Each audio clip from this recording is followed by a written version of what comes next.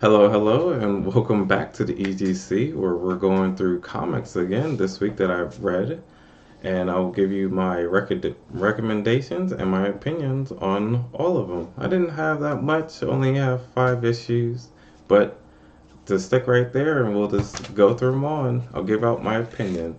First up, we have the new Deathstroke comic that came out. Now, this one was good. I liked it. I don't really know much about Deathstroke, so if you do have any recommendations for him, put it down below in the comments and I will most likely get right on that. We start out with his best friend is talking to Deathstroke's daughter and about how he needs to take up or how she needs to take over into helping him and keeping himself right there, and she doesn't want to because he's like a cold-blooded murderer and all this stuff.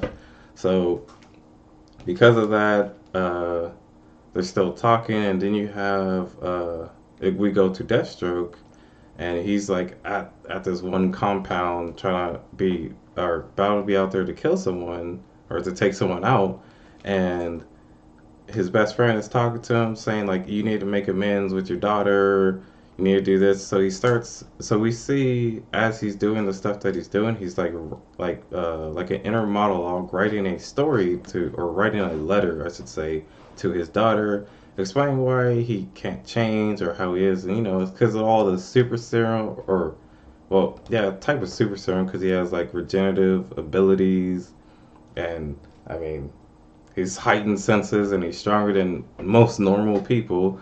So I thought it was good. We end up seeing that it was actually a setup and not an actual contract, because he ends up losing everything. He ends up losing his best friend, his money, and honestly, at this point, we don't even know if his daughter's okay. I thought this was a very good start out for him. Uh, so that was a definitely a recommend for that one. Next up, we have Lobo. So this is another character. So Lobo, I mean, Lobo is Lobo. If you've seen the TV shows or anything about him, we know how Lobo is. He's the Kragan guy. He's that Krag. So he actually goes through a bar, and he's a bounty hunter. So he actually does kind of essentially like Slade, but except for Slade is a higher assassin. So he's out there. He goes to a bar. He starts like being Lobo. Just starts talking all nonsense and starts talking smack to everyone. He beats up a whole bunch of people in a bar.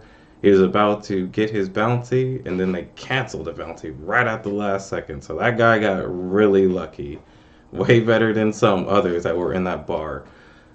So now Lobo's pissed because he's like, I have no money. What's going on? Or I'm not getting paid, and now I wasted my time. So he ends up getting to go to the place where they bought his little bounty stuff, and now he has a whole new deal. Sorry for the glare. A whole new deal that is going on, and I like how they are going with this. I think the art is really good.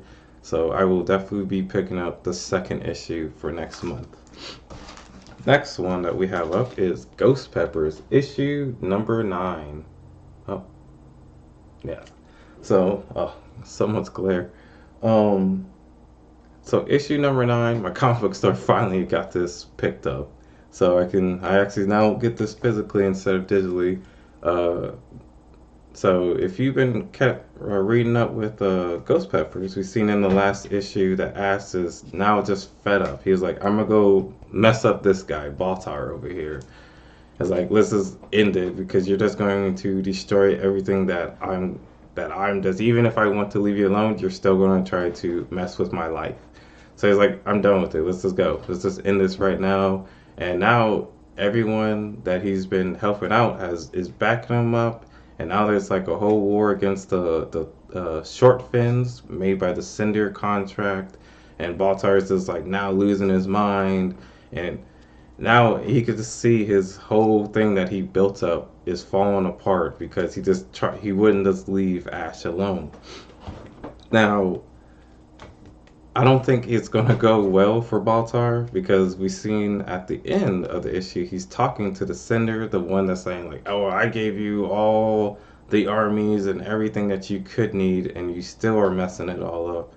and now he's just not in his right self no more. I don't think it's gonna go well for him at all.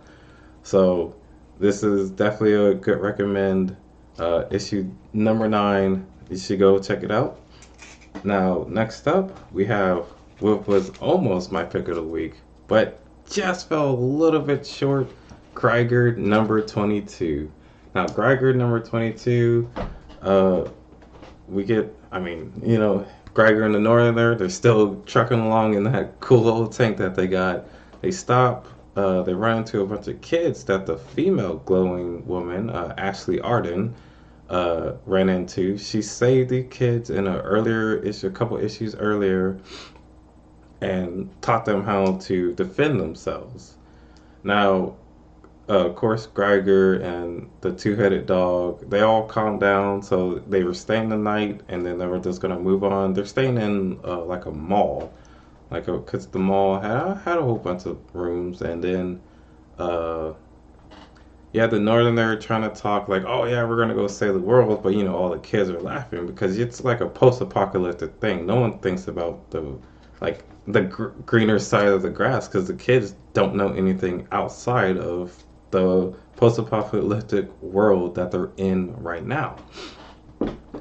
So they all go start to let go, rest and stuff, and then Mr. Geiger over here, he goes into the library because he loves to read. I love that stuff about him, and so he's talking to one of the kids that couldn't sleep, and uh, she isn't too much of a good reader, so he showed the kids why books are so good. So, they're all laughing and having a good time. They move on to the next day. They leave, unfortunately, because, Geiger just cannot get attached to no one. So he always just tries to leave before anyone else wakes up. So Geiger, the Northerner, and Barney, the twin-headed dog, they finally get to Detroit, and it ends really, really good. I did not expect the ending. Like, I know they wanted answers, but all they got is more questions. And it ends up he finally gets to see his family, but not in the way that he wants. Very good issue, strong recommend. Like I said, very close to my pick of the week.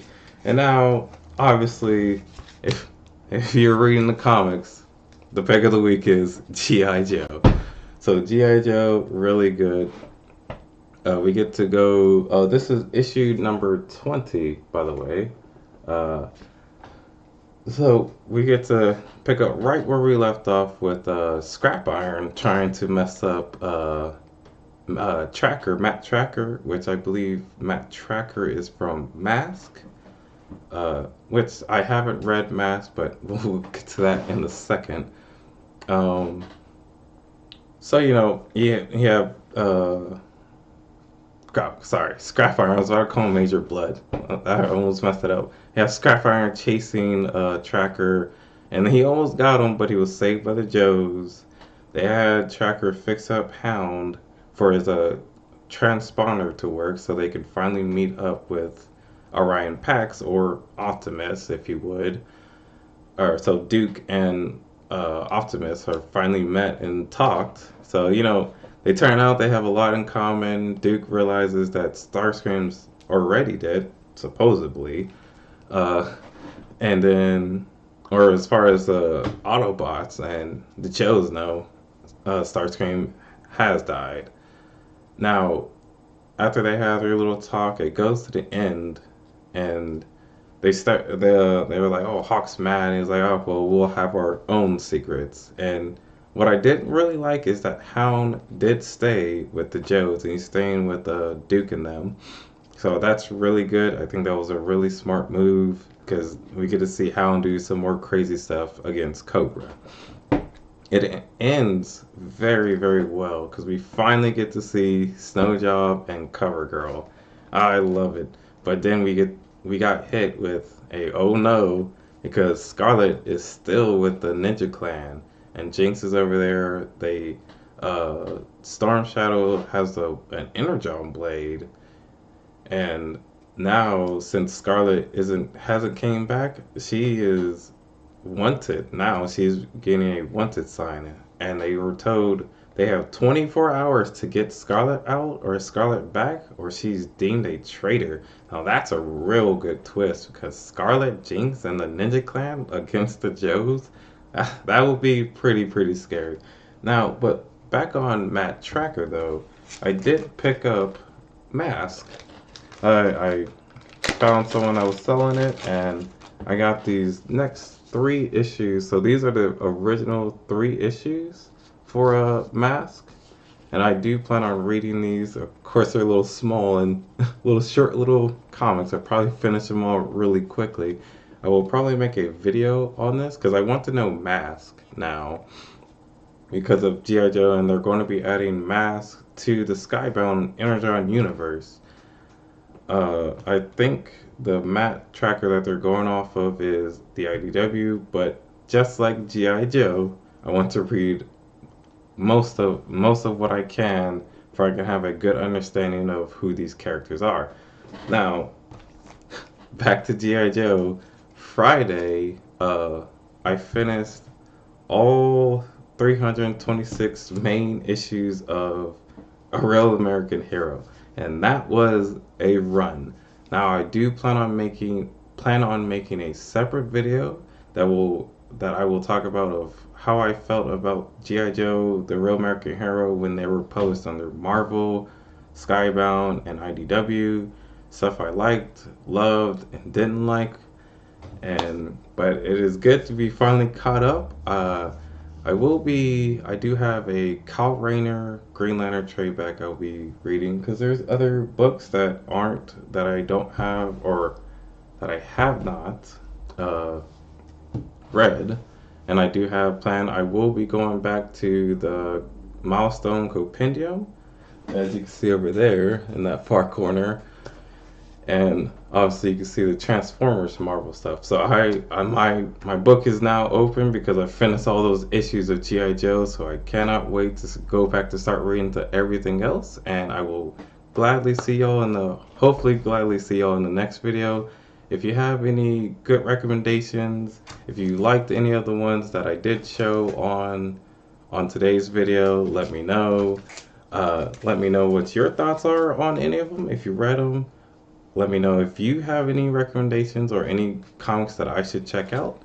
And I hope everyone has a good rest of their Sunday, and I will see y'all in the next video.